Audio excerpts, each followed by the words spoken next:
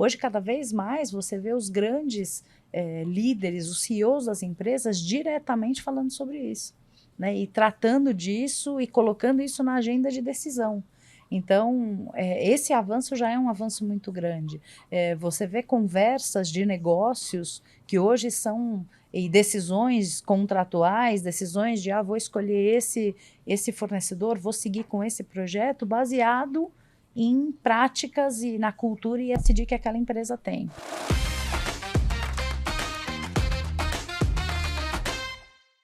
Olá, pessoal, bem-vindos e bem-vindas. Mais um episódio do nosso podcast Papo de Talento. Eu sou Poliana Macedo, gerente executiva do Manpower Group. Sou uma mulher negra de cabelos ondulados, estou usando uma blusa azul. Hoje nós vamos falar de um tema bem relevante, que é como transformar o ESG em ações concretas nas empresas.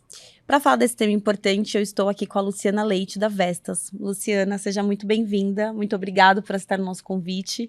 Fique à vontade para se apresentar e falar um pouquinho da Vestas também. Muito prazer, eu que te agradeço pelo convite, é muito bacana a gente poder estar aqui hoje falando sobre isso. Eu sou a Luciana Leite, eu sou uma mulher cabelos loiros escuros, baixa estatura, estou vestida toda de preto e muito feliz de poder estar aqui com vocês hoje para a gente falar de uma temática que tem dominado aí várias pautas de reuniões e que eu entendo que pode ser muito bacana a gente explorar esse tema. Hoje eu estou na Vestas, como você comentou, eu sou a Head de Marketing, Comunicação e ESG, que olha para todas as ações relacionadas à sustentabilidade, seja no impacto meio ambiente, toda a parte social também, e a governança, como a governança de tudo isso ajuda a gente a fazer transformações positivas. A Vestas é uma empresa que trabalha no setor de energia eólica e é muito gostoso, né, a gente poder falar de ESG numa organização que prioriza a temática da sustentabilidade do meio ambiente, da sociedade, criando um futuro verde mais sustentável para todo mundo, mas também como é que isso toca a questão da sustentabilidade dos negócios. Uhum. Luciana, e para a gente começar esse papo, como você entende hoje que as empresas olham para esse tema, né, de ESG, se isso é um compromisso real, ou se você acha que ainda as empresas olham como uma pauta passageira, algo, né, vai passar e não vai ter tanto impacto? Você sabe que isso é bem interessante. Eu acho que já houve uma época em que... Acho que a gente teve fases, né? Houve uma época que o ESG, ele era um pouco moda, assim. Era uma coisa que todo mundo começou a falar, começou a entender um pouco mais. Então, virou muito comum você ouvir as pessoas falando de ESG. E aí, eu acho que houve um momento que isso acabou tendo uma pequena... Não sei se baixa é a melhor palavra, mas uma desacelerada, porque ficou um pouco aquela coisa, tá, mas o que é o ESG na prática, né? O que sai do discurso e se torna uma prática real? Felizmente, nos últimos anos, principalmente de 5 anos para cá, a gente viu esse movimento voltar a ganhar força, voltar a crescer, e não ganhar força do ponto de vista das ações, mas desse pensamento estratégico dentro das empresas. E bem nessa linha, né, de como é que eu faço para não apenas falar sobre ações sustentáveis, sobre compromisso social, sobre governança, mas como demonstrar isso na prática, como tirar do papel e transformar em realidade. Então, eu acho que a gente avançou muito. Tem muito caminho pela frente? Tem muito caminho pela frente, sem dúvida. Mas eu vejo com muita felicidade esse avanço do tema. E quando a gente fala de propósito, né, como que você vê essa conexão, né, conectar o propósito das empresas e fazer com que isso de alguma forma tenha uma harmonia? Não dá para separar, né? Propósito e todas as questões dessas ações ESG, elas têm que caminhar de mãos dadas o tempo todo. Precisa estar muito juntinho, porque a conexão ela tem que ser genuína, ela tem que ser real. De novo, para a gente demonstrar todo o compromisso que a gente está olhando para o mercado, querendo deixar marcas, transformar realidades, eu preciso que isso seja muito conectado com propósito. Então, eu acho que o desafio das empresas em desenhar os seus propósitos é já mais estabelecido, e aí torna-se um bom exercício como é que eu faço essa conexão acontecer no dia a dia. Quando a gente fala de ESG, a gente está falando de 3 pilares, né? A gente está falando do ambiental, a gente está falando de governança, a gente está falando do social. Você acha que, de alguma forma, esses 3 pilares, eles são, né, vistos com a mesma importância? Ou você entende que algum deles ali acaba ficando de lado, acaba não ganhando tanta audiência? Eu acho que em termos de importância, sim. Eu acho que são 3 pilares com muita relevância e as grandes lideranças que já têm abordado o tema no dia a dia das empresas, eles olham com equilíbrio para os 3. Eu acho que o desafio é que quando você fala de ações sociais, né, o S do ESG, ou ações de meio ambiente, que é o nosso E ali do ESG, do environment, essas ações, elas tendem a ser um pouco mais tangíveis ou mais visíveis, se essa é a melhor palavra para a gente falar. Então, talvez essa conexão se estabeleça de uma maneira mais rápida e mais fácil também. Quando eu falo de governança, a governança é o como, né? É o olhar de dentro para fora também. Então, isso geralmente atrai um pouquinho mais de desafio. Não em termos de importância, mas em como é que você coloca isso na prática, como é que você mostra o que está sendo feito. Governança também tem muito a ver com todas as políticas de cumprimento, de compliance que as empresas têm, e aí você fala, não, então é a parte mais dura. Não, muito pelo contrário, é a parte que habilita tudo isso. Então, talvez esse conceito também não é tão explorado em muitas das empresas, ou em algumas das empresas, vamos ser mais positivo, então isso talvez tenha esse desafio associado. E quando a gente fala, a gente escuta muitas pessoas falarem, temos que engajar stakeholders, né? E aí, quando a gente olha para esse engajamento, a gente pode falar dos colaboradores, a gente pode falar de fornecedor, a gente pode falar de cliente. E aí, com a sua experiência, onde você entende que é o primeiro passo, né? Por onde começar esse engajamento? Tem que começar dentro de casa, né? Porque não é... Eu acho que como toda ação, para ela ser sustentável dentro das empresas, todos têm que trabalhar conjuntamente. Se eu estou falando das políticas de governança no geral, se eu estou falando de políticas de segurança em relação à qualidade de vida, ao cuidado com os colaboradores, né? Ou ao respeito ao desenvolvimento de talentos, tudo isso tem que trabalhar junto.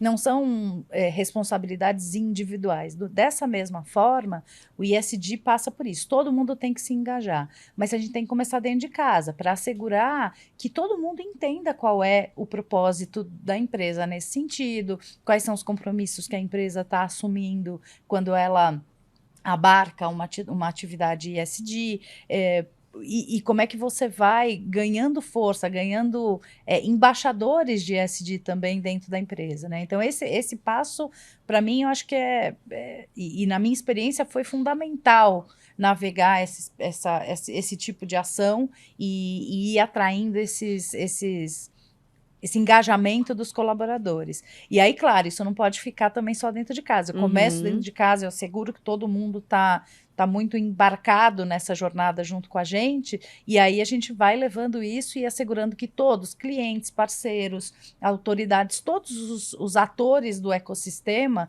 precisam estar de mãos dadas e pensando o propósito e o compromisso ESG junto com a gente. E aí, aproveitando, né, isso que você trouxe, quando a gente fala com as empresas, né, e aí talvez tenham pessoas que estejam nos ouvindo, nos assistindo, e que estão numa empresa que está começando essa jornada. O que você diria que é ali o pulo do gato, né, para começar embarcar essa jornada internamente?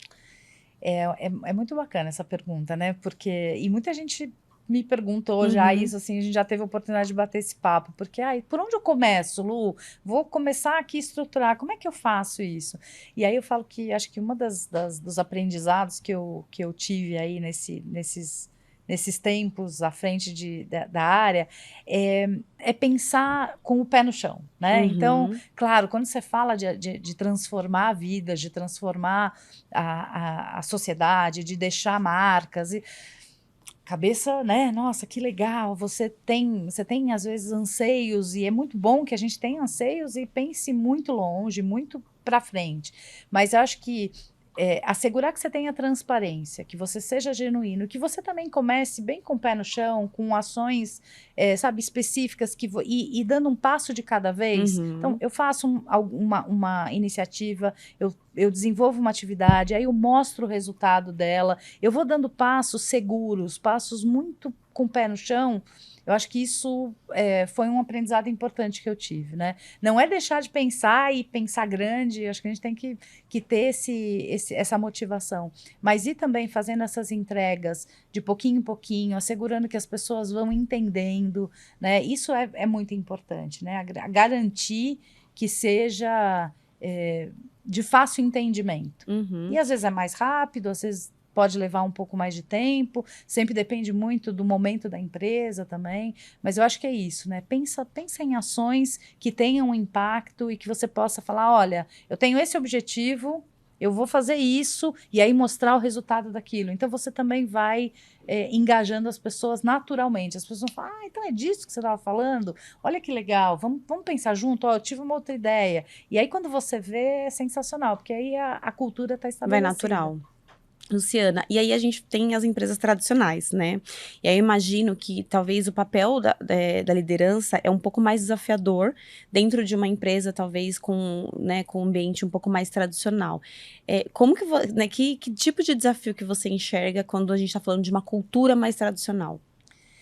Eu acho que uma cultura mais tradicional pode gerar algum tipo ou pode apresentar, algum tipo de resistência? Acho que sim, até pode trazer esse viés. Eu acho que a parte boa, né, dessa história toda é que cada vez mais o entendimento sobre a importância de pensar ESG tem crescido. E isso ajuda muito, ajuda a quebrar essas barreiras naturais que é do tempo mesmo, né? Assim, a gente estava conversando, né, um pouquinho antes de começar a gravar. Os mercados, eles evoluíram nos últimos tempos, e em pouco tempo, né? Não estamos falando aí de 50, 100 anos, a gente está falando de, sei lá, dos últimos 10 anos, o quanto a realidade dos mercados evoluiu. É tudo muito rápido. Então, você tinha ali práticas que a gente não está falando de certo e errado, a gente está falando de momento cultural. Então, isso pode ter algum impacto no início? Ainda a gente vê, eu, às vezes conversando com alguns colegas, sim, existem alguns setores, algumas empresas que podem ter algumas barreiras naturais, mas volto a dizer, eu acho que tudo é uma questão de você traduzir corretamente o porquê. Né? Eu acho que quando você para conversar e falar, por que eu estou fazendo isso? Quando você engaja as pessoas de fato e as pessoas entendem, né? Por que a gente está indo por aqui? Qual é a importância do ESG? Por que está todo mundo falando sobre esse tema?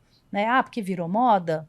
No momento, como a gente falou lá atrás, pode até ter sido uma onda mais promissora, mas hoje não. Hoje você tem um monte de estudos, você tem várias análises de mercado que mostram o impacto direto entre um pensamento sustentável, um compromisso social e uma boa governança com os resultados que a empresa apresenta.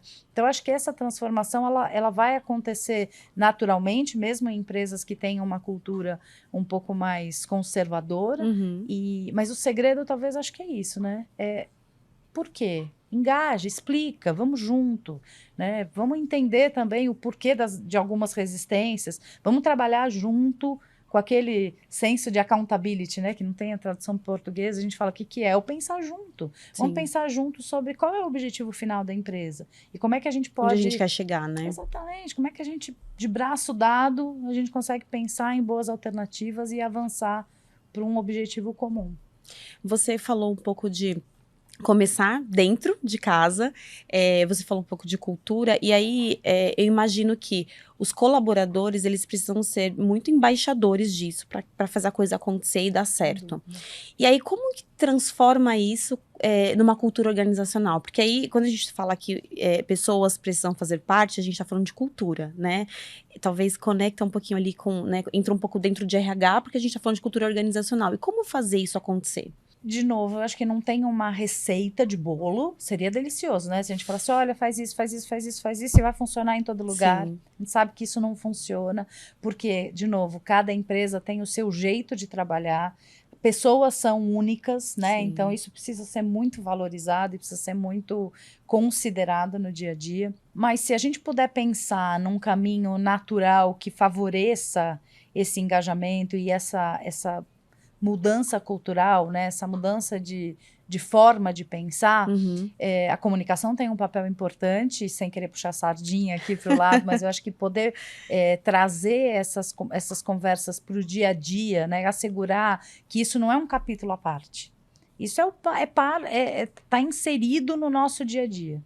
Então, acho que esse é um ponto importante. Ser transparente, né? Eu acho que ter uma comunicação também que ajude a traduzir em coisas tangíveis do que a gente está falando e da importância, como a gente estava conversando agora, sobre por quê avançar, e quais as vantagens de ter essa postura ESG desenvolvida. E eu acho que é ouvir também, né? Porque, de novo, ninguém constrói uma cultura sozinho. Então, a empresa precisa estar muito aberta para ouvir qual é, né? Como é que é essa questão. E eu falo que nas minhas jornadas aí, eu acabei passando por empresas de diferentes setores, com diferentes fits culturais, e é sempre um aprendizado. Né? Sempre um aprendizado. Nunca você falar, não, agora já sei como vai ser. Não, é uma troca. A gente precisa estar aberto para ouvir, para construir junto o que funciona. Tem algumas bases técnicas, teóricas, sempre tem, que nos ajudam a guiar. Mas eu acho que para mudar a cultura da empresa, as pessoas precisam se sentir parte da iniciativa que a gente está tomando. Senão, vira uma via de mão única, né? Um monte de palavras que estão saindo de um lado, mas que não vão gerar impacto do outro. Você falou de comunicação. Como que, né, o que você diria ali para fazer que essa comunicação ela seja assertiva, que ela seja inspiradora, que a empresa não seja aquele famoso greenwashing, né, que ela não fique só na fachada, mas que aquilo realmente faça acontecer, né? O que você daria ali de dicas? Eu adoro histórias reais. Então, às vezes o pessoal fala assim, ai, Lu, como é que a gente vai fechar um relatório? Ou como é que a gente vai, né? Precisamos fazer aqui algum demonstrativo. E sim, a gente está sempre muito focado nisso. Mas, para mim, o capítulo principal dessas conversas e dessas comunicações que a gente faz a respeito dos projetos são as histórias reais de impacto que a gente está trazendo. Porque isso vai tangibilizando. Né? Eu vou traduzindo. Uma coisa é eu falar de um projeto, de um propósito, de algo que eu tenho como um grande objetivo estratégico, e que é muito importante. Mas quando eu consigo mostrar como eu traduzi aquela estratégia numa entrega real, né? numa mudança de comportamento, numa transformação de vidas em torno, no nosso caso lá, em torno dos parques que a gente faz, que a gente constrói, os parques eólicos que a gente trabalha. Isso tem uma conexão, gera uma conexão real, né? Então, favorece muito o entendimento, o engajamento e torna a comunicação muito mais eficiente. E a gente adora histórias reais. Então, Não eu te é? pergunto, tem alguma história que te marcou, que você gostaria de dividir com a gente? Ai, gente, tem umas histórias deliciosas, assim. Eu falo que tem uma que é inevitável. Há muito tempo atrás, eu era bebê, hein, gente? Quando eu comecei a trabalhar, isso lá no começo dos anos 2000, eu estava trabalhando na indústria farmacêutica. Fiquei muitos anos, quase 20 anos trabalhando na indústria farmacêutica. Foi uma época muito bacana da minha vida. E era muito legal porque a gente estava falando, não existia, se a gente voltar no tempo há 20 anos, 30 anos atrás, esse conceito de ESG não era estabelecido como ele é hoje, mas a gente já tinha nas indústrias ali que eu trabalhava, tinha muito essa preocupação na época de falar com a comunidade, com os pacientes, né, com as pessoas que eram impactadas. E aí eu me lembro de ações que a gente fez ali, super, super bacanas, para falar sobre depressão, falar sobre doenças do sistema nervoso central, como esquizofrenia, transtorno bipolar, numa época que depressão nem era falado. A gente não tinha diagnósticos e tudo mais.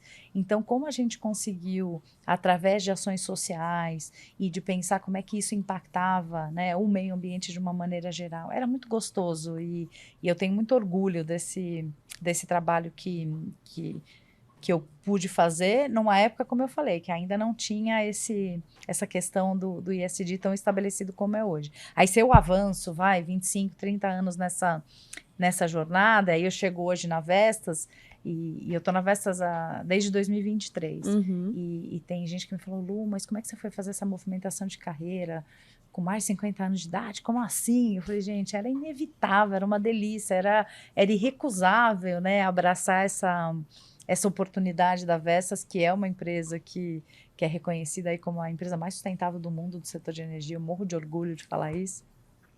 E que, na verdade, né, é o reflexo do que a gente faz, né, de boas histórias. Hoje a gente está muito comprometido em assegurar que dentro da nossa cultura de ESG a gente transforme vidas.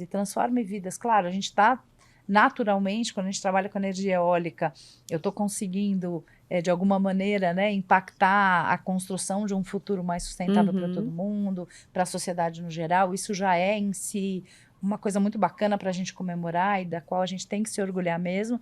Mas, para além disso, a gente faz hoje atividades que são pensadas em como é que eu, além de colocar a turbina para gerar energia limpa, eu estou conseguindo transformar o meio ambiente em torno dos parques que eu construo e que eu opero. Como é que eu faço com que as pessoas daquela comunidade estejam preparadas e a gente desenvolver talentos para trabalhar no setor de energia eólica também, que é um setor super promissor. Então, como é que a gente vai conectando as pontinhas, né? Como é que eu, para além de da minha obrigação como empresa, como é que eu faço com que a comunidade, o meio ambiente seja impactado de todas as formas? É só orgulho aqui. Se você me deixar, eu vou falar sobre isso até...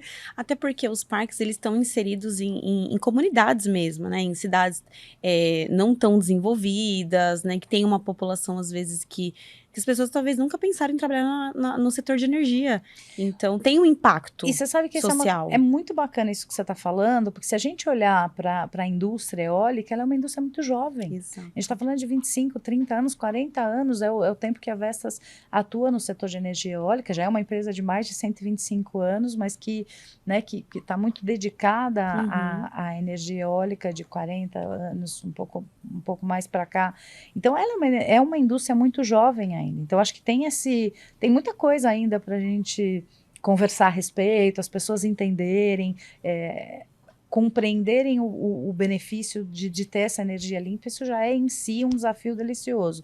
E o que você falou também, né? Hoje o Brasil outro ponto para a gente se orgulhar como país. O Brasil hoje tem os melhores ventos do mundo. Sim. Existem vários estudos que mostram ali a qualidade do vento que a gente tem aqui.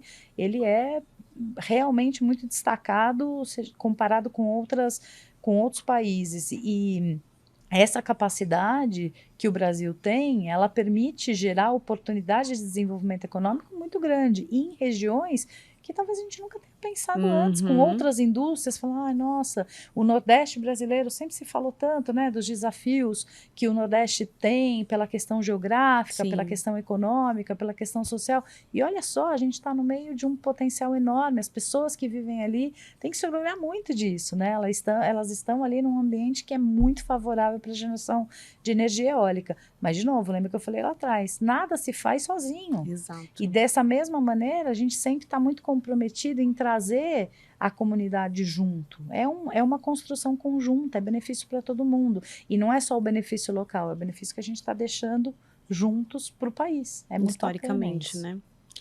E quando a gente fala dos fornecedores, como encaixar os fornecedores? Você acha que dá para fazer essa junção e fazer com que os fornecedores também tenham ali uma agenda sustentável, eles sejam realmente parceiros? Isso é fundamental, né? E aí eu vou ser repetitiva aqui, né? Eu acho que nada é responsabilidade única. Não dá para você pensar como empresa, se você está embarcando numa jornada ESG, você tem que pensar que não basta você fazer a sua parte, você tem que ser um orquestrador desse ecossistema, você tem que pensar no todo. E aí, pensar em como você atrai os fornecedores para embarcarem com você junto nesse propósito é fundamental. precisa ser uma construção de várias partes. Isso não tem escapatória. A gente na Vestas, por exemplo, a gente tem uma cadeia de fornecedores muito robusta e que não é fácil de desenvolver. Você imagina você ter fornecedores ali habilitados para atuar no setor de energia eólica, uma turbina eólica enorme.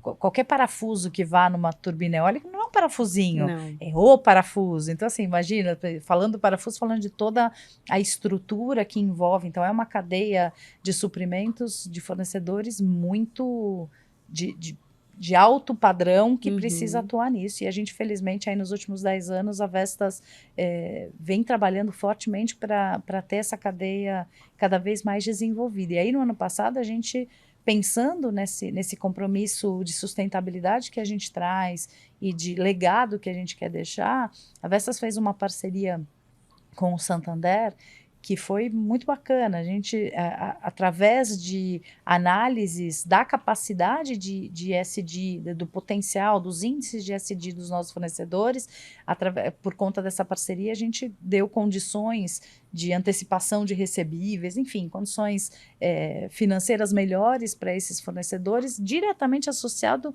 ao índice de ESG que eles têm. Então, foi uma forma que a gente encontrou de dizer, olha, estou aqui te ajudando a pensar, a ser mais sustentável, tinha uma questão financeira importante, mas também como é que você associa isso ao a sua prática ESG. Então, se você for um fornecedor muito desenvolvido nessa área, vem com a gente, você vai ter boas oportunidades e benefícios também. De novo, sustentabilidade ambiental andando junto com a sustentabilidade financeira. Então, são exemplos, aquilo que a gente conversou, como é que eu tangibilizo, como é que eu trago coisas que saiam do papel e transformem em realidade. A gente morre de orgulho desse projeto também. Que legal. Quando a gente fala de mulheres na liderança, né, o que você diria e como essas empresas podem cada vez mais abrir espaço para as mulheres na liderança e especialmente em áreas ligadas a ESG? A questão do balanço, e aí eu acho que mulheres têm um papel muito importante, né? Eu acho que cada vez mais a gente tem visto vantagens também de ter essa diversidade e padrões avançados para assegurar não só a diversidade, mas a equidade, que é uma coisa muito importante também, né? Não basta você incluir, mas você tem que assegurar equidade, isso ter a mulher nessa jornada de construção é fundamental. Na Vestas a gente acredita muito nisso, a gente investe muito nisso, mas para além das mulheres, eu acho que, de novo, né, outras culturas, a nossa operação aqui da Vestas, ela olha para a América Latina inteira. Então, você imagina, eu tenho culturas diferentes, padrões ali que fogem do que é o não, é o quadradinho, muito pelo contrário. Então, pensar a diversidade na construção da empresa de uma maneira geral, não tem mais, não tem volta, né? Eu acho que isso é uma coisa que não tem mais como a gente pensar em não avançar. E quando eu falo de ESG, tem um pezinho ainda maior, porque eu estou falando de relacionamento com as pessoas. Então, eu assegurar que eu tenho dentro de casa diversidade é fundamental, porque quando eu vou para o mercado, quando eu vou para a comunidade, quando eu vou interagir com o meio ambiente, eu estou falando com uma diversidade enorme. Enorme. Então, se eu não for diverso dentro de casa, eu não vou ser eficiente também em manter ações ESG sustentáveis no final das contas. E como que você vê o nosso avanço, né? Quando a gente olha para o mercado, assim, como que você vê o ritmo de avanço desse tema? Você entende que no começo você comentou um pouco de, nossa, há 20 anos atrás nem se falava. Existiam práticas talvez ligadas ao ESG, mas a gente não falava disso, né, claramente. E como que você vê esse avanço do mercado nesse sentido? Eu vou te falar que eu queria que fosse muito mais rápido, porque a pessoa é um pouco ansiosa por esse ponto, assim, eu vejo, porque é tão importante quando você olha para os números e para as análises e para os estudos que associam o ESG e a importância que esse tema tem, a expectativa que a gente gostaria, a minha pelo menos, nossa, a gente precisa correr, precisamos avançar, eu acho que é tão importante, então a gente precisa avançar rápido e tudo mais.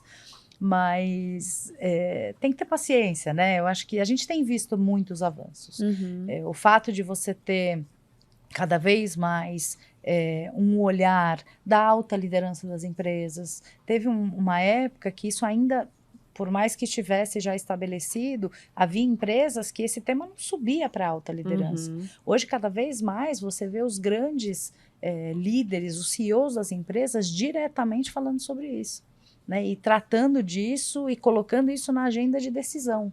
Então, esse avanço já é um avanço muito grande.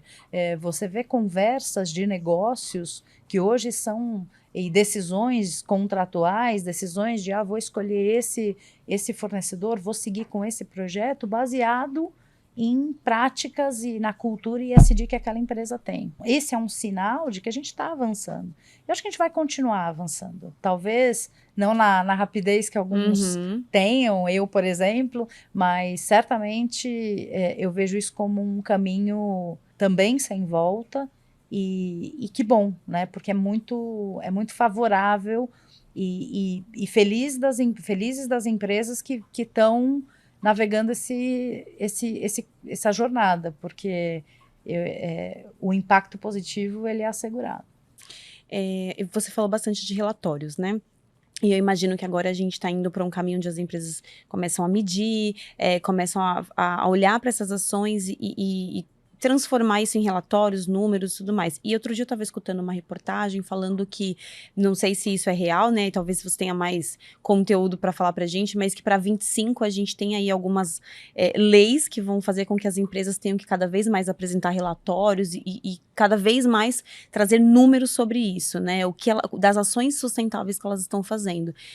Você acha que as empresas já estão nesse patamar de fazer medições, estão prontas, estão realmente levando a sério esses relatórios? As empresas que têm um pouco mais de tempo de jornada nisso já têm práticas de medição bastante desenvolvidas e que são inspiração para outras empresas. Tem muita coisa bacana, tem muitas boas práticas de mercado que podem ser inspiracionais mesmo, assim, porque tem muita coisa que nos ajuda a pensar, a medir os resultados, por exemplo, desse ponto de vista qualitativo, não só quantitativo, né? Então, não é só quantas pessoas eu beneficiei com aquele projeto social que eu fiz, ou quantos hectares eu beneficiei em termos de meio ambiente.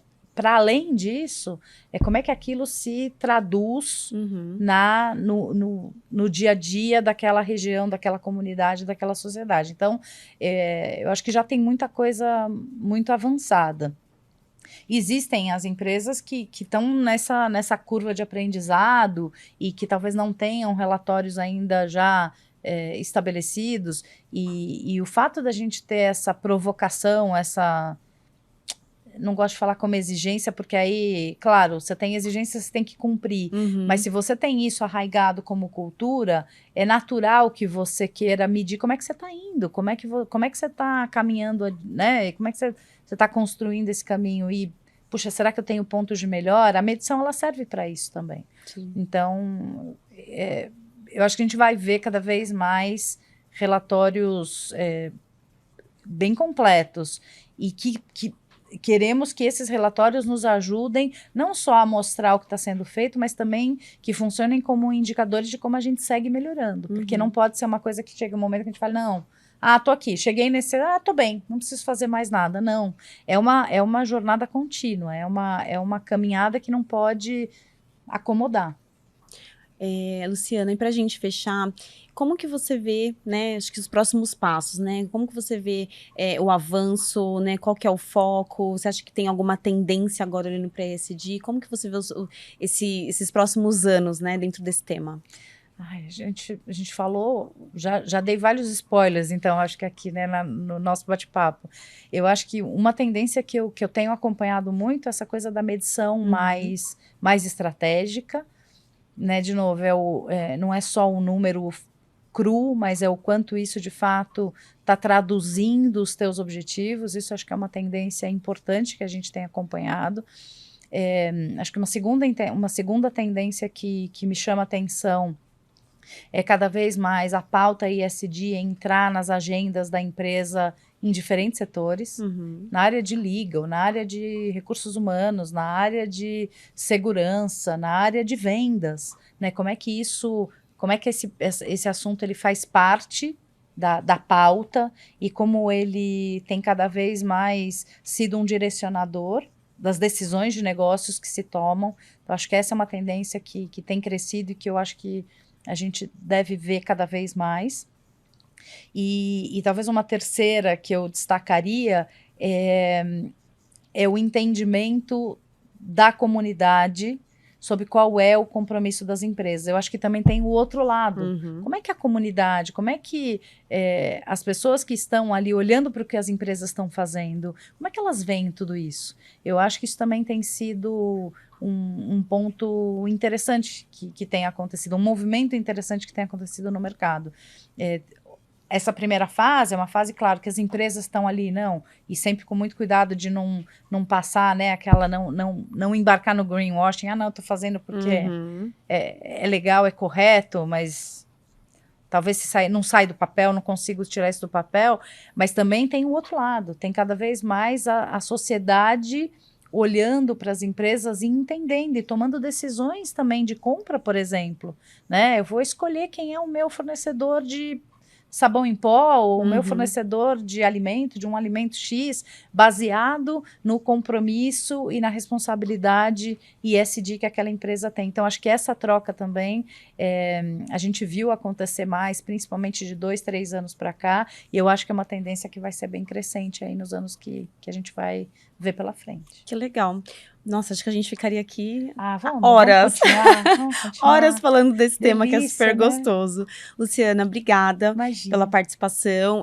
Queria deixar espaço para você, né, comentar os canais de acesso aí com você. Se alguém tiver alguma dúvida, alguém quiser continuar esse papo, alguém quiser fazer um bench com você sobre esse tema. Gente, eu adoro. Onde te achar? Se deixar, sabe que eu falo sobre esse assunto o dia inteiro.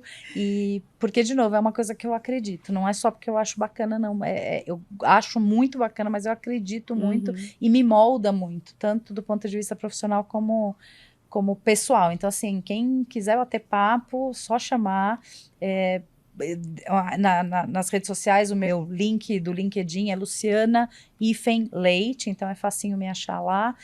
Também o meu Instagram é _ Luciana Leite, _ e enfim, fico super à disposição, estou de verdade aí muito interessada em encontrar gente que também curta, fala desse assunto e que queira embarcar junto e a gente transformar essa história por meio do ESG. Obrigada.